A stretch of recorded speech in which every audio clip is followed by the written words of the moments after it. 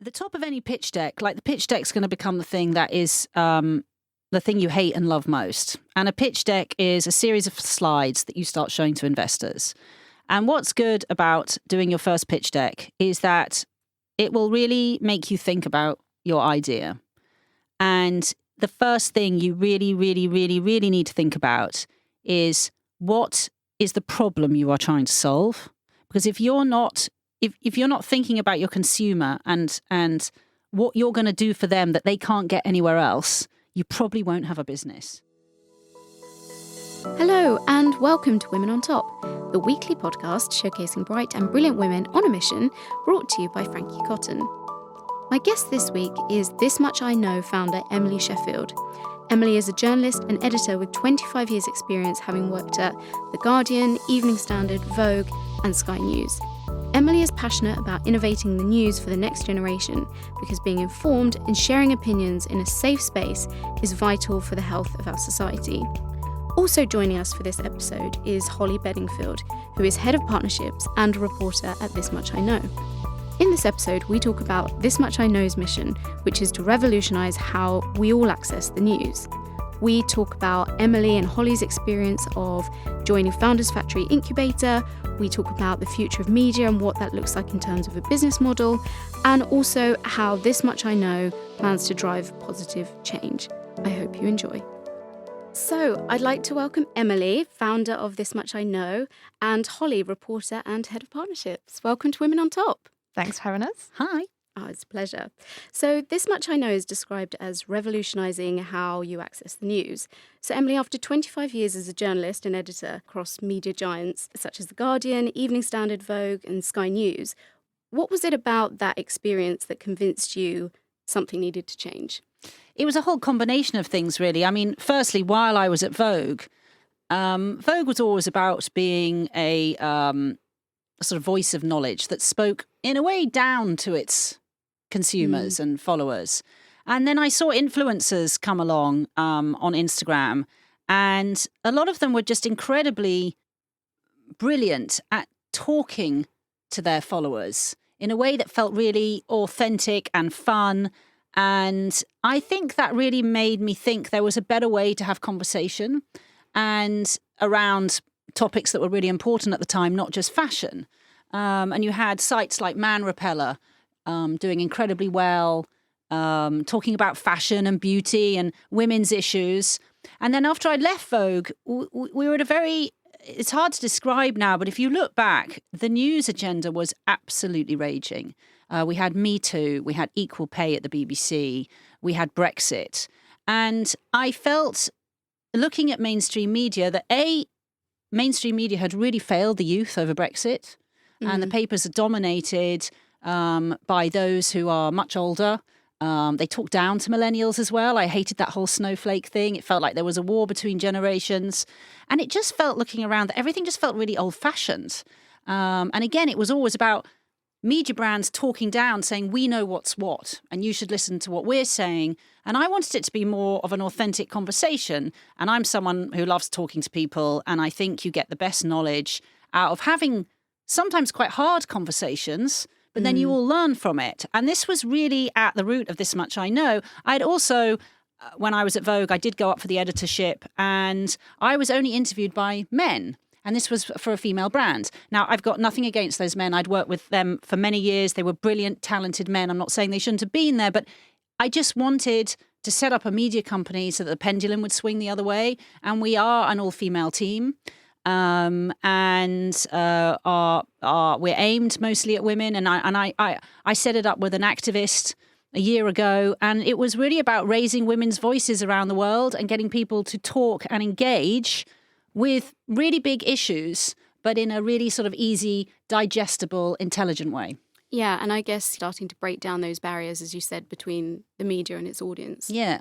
Because a lot you have in most newspapers or the BBC, there are comment boxes, but we curate the news every day. We talk about 5 big issues that we think will affect our audience or be important to our audience. And that might be on feminism or diversity or Trump or Brexit. And we we break it down in sort of bite-sized chunks, but incredibly knowledgeable. Like we don't talk down. We're very sassy. We're very smart, but we constantly poll them on their opinion. We have live polls, live Q&As. We feed back their answers to each other. And a lot of our community have come back saying, oh, this feels like an ongoing conversation. This is why we really like it.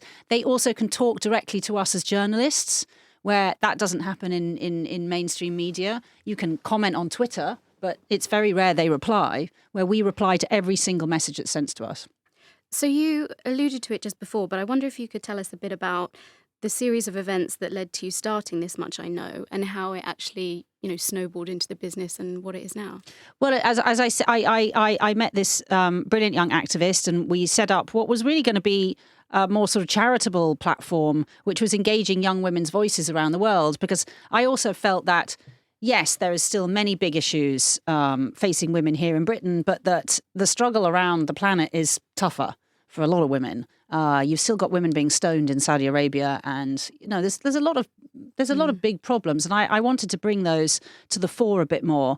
And so she and I got together and we just started uploading the news every day. And she was from Sudan, and at that point a revolution in Sudan broke out, and we were really on top of that before any of the mainstream media was, actually, because it's very easy to pull live footage off, and we were able to talk to people right there in the protests being shot.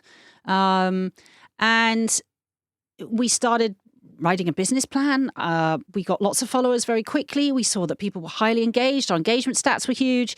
And this was all just on Instagram at this point, and Instagram stories mainly. And I kind of look back and I think, my God, we were so naive. Our first business plan was just sort of ridiculously naive. But actually, all the mission statement that we put in there remains today, which was drive genuine conversation around the news and then help people take positive action on the back of those issues. So we drive people out to sign petitions, to vote. We run big viral campaigns with people like Oxfam on sustainability. We've just done a big campaign with Olio, the food sharing app, to help waste less food and also drive out food poverty in Britain. And I, by chance, had a chance meeting with Founders Factory, which is an incubator, tech incubator, and I pitched to them, and I never thought they would back me. Like most women, I suppose I was, there's a point where your confidence is like, will I ever get backing for this? I already had one investor on board, and they loved it. I went in and pitched to a room full of men, and yeah, they loved it. And I started with Founders Factory and their incubation got back in last April. So we're 9 months through now. That was the beginning. And how's that process been? So for anyone who's not familiar with an incubator or an accelerator, what's it involved? And I guess what growth and change have you seen over the last 9 months? Well, the big incubators are there to help you scale your business, develop and scale your business. And if you're in an incubator, it means that you are very, very early stage, which I was. So to start with, they get you to really drill down into what your business plan is. They get you to look at your revenue streams, how you're going to grow your platform. They give you help on marketing, strategy, all sorts of stuff. But I have to say, on paper, that all sounds great. But in reality, it can be incredibly overwhelming. And when I first began, I was still a sole founder on my own, because at that point, my previous activist partner had too much else on. She didn't even know if she could get a visa to stay in the country. So I had carried the business on by myself. And I remember ringing my sister, Samantha, who had started her own business 2 years before. About 6 weeks in, I wasn't sleeping. I felt incredibly frightened. I was thinking, I'm going to quit. I can't do this. And I rang my sister on the bus stop and I said, this is too much. This is, I'd worked for a big corporate for 14 years, doing everything suddenly on your own. Just felt unbelievably overwhelming. And the system at Founders Factory also felt like I was in a washing machine, literally running from one meeting to the next, where I was like, Christ, what's going on here? And Sam just said, look, my first year, she said, I didn't sleep. It was one of the worst years of my life in a way, one of the best and one of the worst. But she said, don't give up. I had literally prepared my speech to Founders Factory to say I'm leaving. I haven't spent any money. This isn't going to work. Mm-hmm. And Sam just said, just keep putting one foot in front of the other. She says, I promise at some point you're going to feel okay. And actually about 2 weeks later, the reason I'd wanted to quit is that I felt like I was up against this wall of fear. I can't explain. It was like a solid wall. And then one day I just walk through it. And it's like you put that fear inside you and you're okay with it. You're okay with uncertainty. You're okay that your wages have plummeted to almost nothing. You're okay with the fact that you sort of don't know a lot, but you're having to learn a lot. And I managed to make a couple of hires to help me. So suddenly I had a team. Holly, who's here, came on board in early June. And also our followers were still really growing at this point. And you start to begin to see where your company can go. And 10 months later, I can't even begin. I often go back to that first deck when all I'm thinking is, Christ, there's so much to do, there's so much to do. And I go, look what you've achieved in the last 10 months. Like when I tell people and I explain our business and I say we're only 10 months old, honestly, people's jaws drop. Yeah. And we've just won a government grant for Innovative News, got one of the biggest grants out of all the people that applied. We're going to be opening an office in Birmingham soon. We're doing our first sponsorship deals. We're having meetings with people like L'Oreal. You know, we've had live events. We've done big viral campaigns, you know, and most of the time, Holly and I sort of don't even breathe and just sort of stare at each other across the table going, Yeah, Holly, what's your experience been? Oh, gosh. I mean, I found This Much I Know really randomly. I was having drinks with my friend and she showed me the Instagram page. And then the next day I woke up and it was still on my phone. And I kind of couldn't remember what it was or how I got there. Followed it for a week and was just kind of hooked. There wasn't really a job role at the time. I just very much reached out to Emily every day for a month. We eventually met up and now I guess it's weird because we have processes, but we're at that early stage where we can kind of talk about what we would want things to look like in an ideal world and then kind of get as close to that as we can. And it's really creative. I think when people talk about business, I think it's quite constrictive or there's kind of like a way to do it. But I feel like the way we work, because we're so early stage, is just incredibly creative. I like that about it a lot. Yeah, it's really interesting to hear what you're saying about how a process like that can feel so intense. And I hear a lot that often it's right when you're up against the wall, as you said there, that actually things start to come together. It's almost just at the point where you feel like you've had enough. There's something that happens and you think, Christ, I'm really grateful I didn't give up at that point and I kept going. But yeah, it's good, I think, to frame that because often if other people don't hear that that's an experience, they'll feel like they're the only one. Yeah. No, it's an intense roller coaster. And if you're not up for that, I also think it's the most rewarding thing I've done my whole life. Like I'm actually more happy now than I think I've been my whole life because it stretches your brain. I mean, Holly described it the other day. We were sitting in this marketing meeting where we were doing this incredibly intense user acquisition plan. And believe me, Holly and I don't know anything about user acquisition plans, but we had to learn because when you run your own business, you have a tiny team, you have very small amounts of money. And of course, I've got my past skills as a journalist for 20 years. She's got her skills, but you are learning everything. Yeah. And Holly was like, God, I can literally feel the edges of my brain pressing against my skull. It's got so much information. It's trying so hard. And the thing that can feel incredibly exciting is that you are challenging yourself every single day to your absolute utmost. And you're still a small company and you're pitching really big. But yeah, it's a journey. But I mean, I'd like to warn people, it's intense to the point of like, I mean, I didn't sleep. I had serious insomnia before Christmas.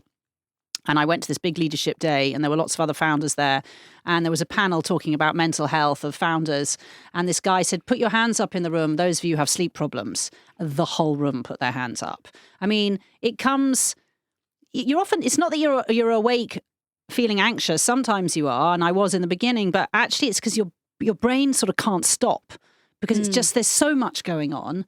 And I was laughing to myself this morning when I left the house because like we had a meeting with L'Oreal, then we're coming here, then we're straight back to the office and there's just like, I can't tell you how much is going on.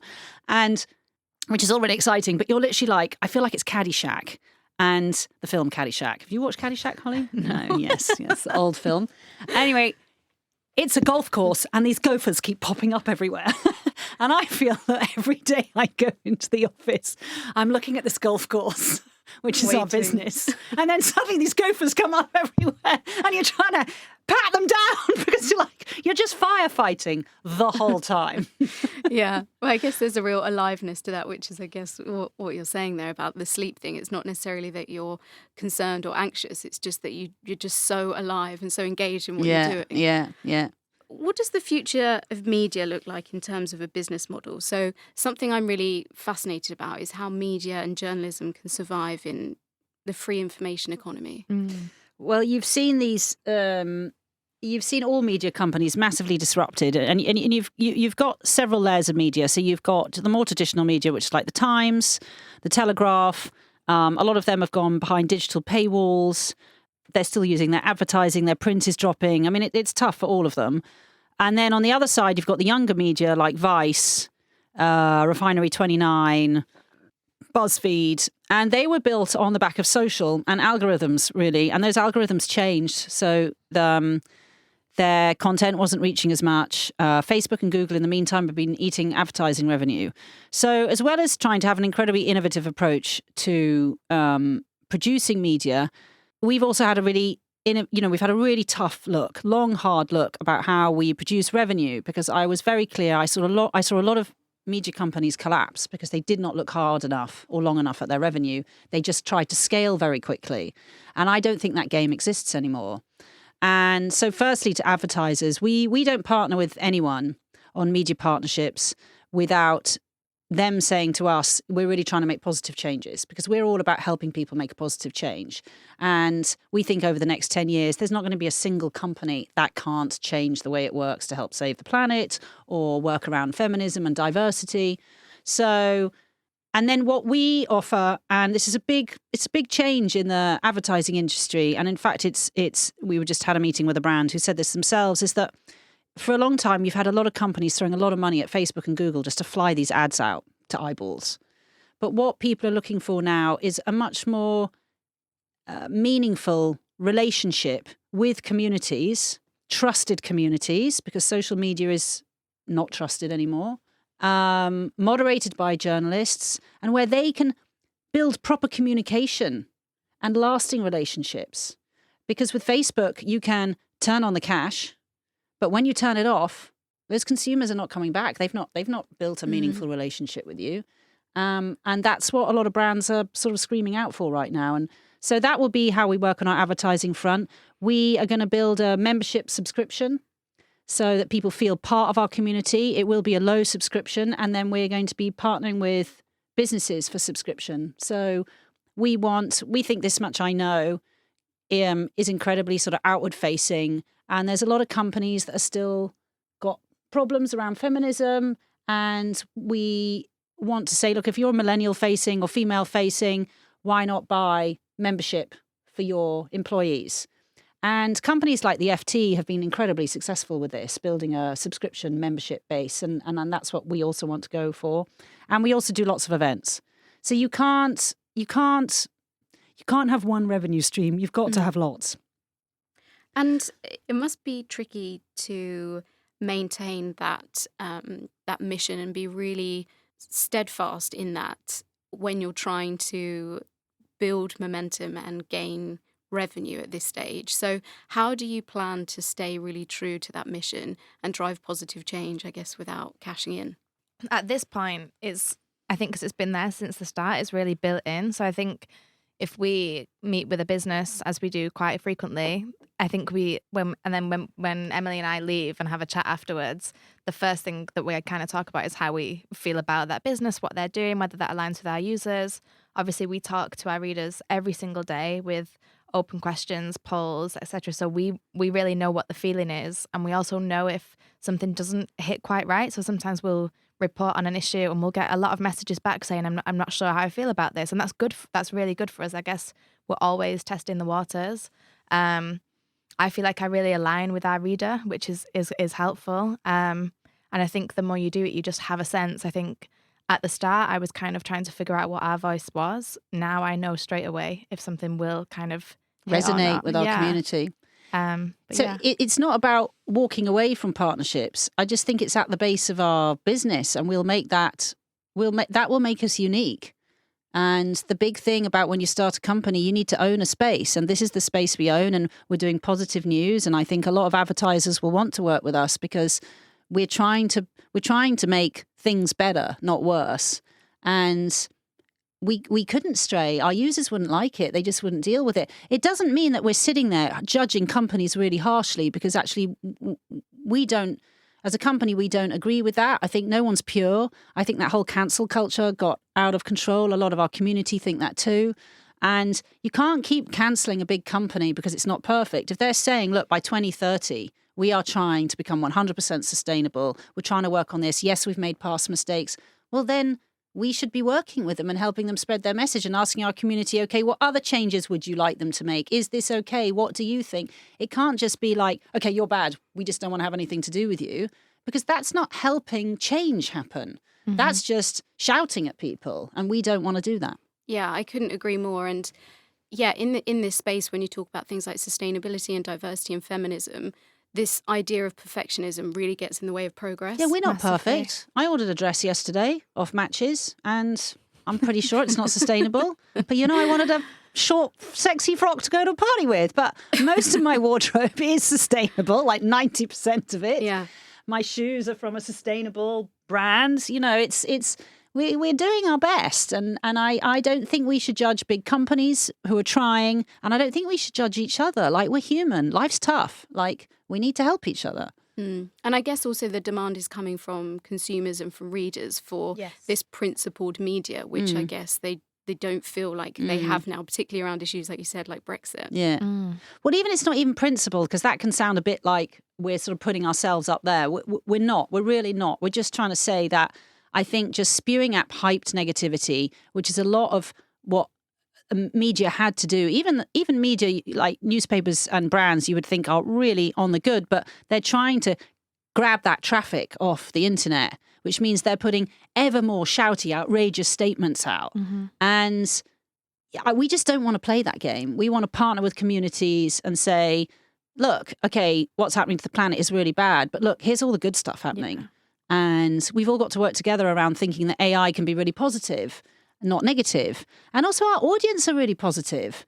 And you can sit there, it can get to the point where the media are just pumping all this bad stuff at you about the environment. And it's just going to make people feel completely anguished, frightened, frozen. And the other flip side is they'll just go, well, sod it. Yeah, I have. We're friends dying that in say, 10 years. I don't want to watch. I don't watch the news. I'm I don't switching read the off. paper. Yeah, I don't want to know about it. I don't want to know.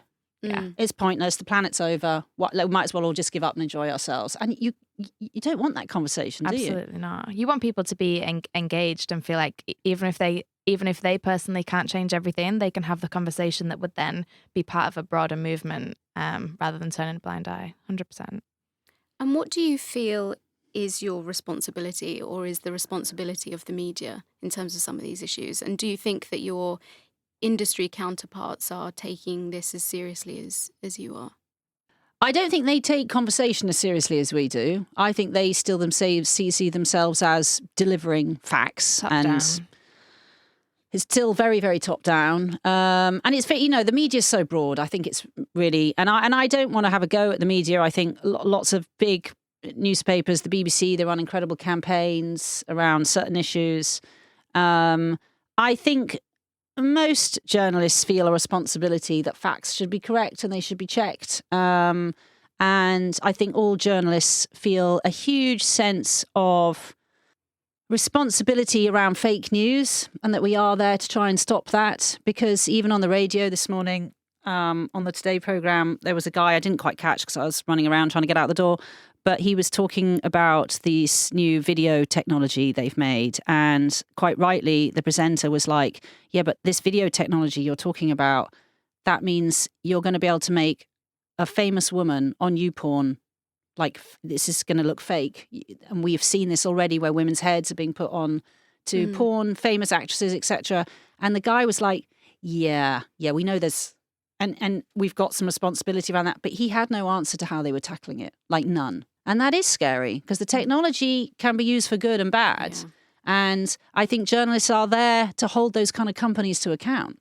Yeah, I think that's a really good point. It's asking those questions that then actually hand that responsibility back to, as you say, like to the company, saying you're going to make profit by selling this, but look what's going to happen on the flip side. And you as a company need to take responsibility for that. You've seen that with these big tech companies, Twitter, Facebook, Instagram. I mean, Instagram is Facebook, but they realized late in the game, or knew and didn't act, that they have to take responsibility. These platforms belong to them. They can't just say, oh, we're free and it doesn't matter what's going on our platform.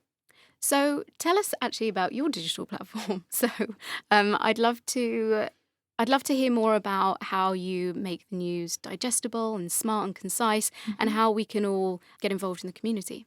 Absolutely. So we have a small team of journalists, and we read very widely all the time. That's kind of the main point.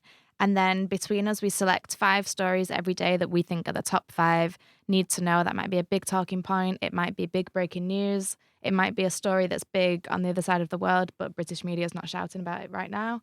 And then we basically think there are 2 main questions: what do I need to know, and why should I care? Because that's how the brain works. That's what people want to hear. And then we try to break it up rather than just information dump. We might give you the headline and then immediately ask a question. Do you know about this topic? Have you heard about it? Do you have an initial idea? Then we'll give you the chunks you need to know. Videos if we can, pictures, quizzes, anything that makes it feel fun, not just I'm reading a flat page every day. And then we might ask a question at the end. Has your view changed? Do you want to share your view? Chat to us. I mean, there are a million different ways, but essentially if we've written a story that's just flat text start to finish, then we've done it wrong, or it's not our story and we need to change it. But yeah. And we also, because we ask, it's a conversation the whole time, our users share their own stories. So they will report from around the country, which is a good reason why we just got a government grant, because they're very worried about news not reaching the far edges of the country and just being in sort of predominantly urban areas.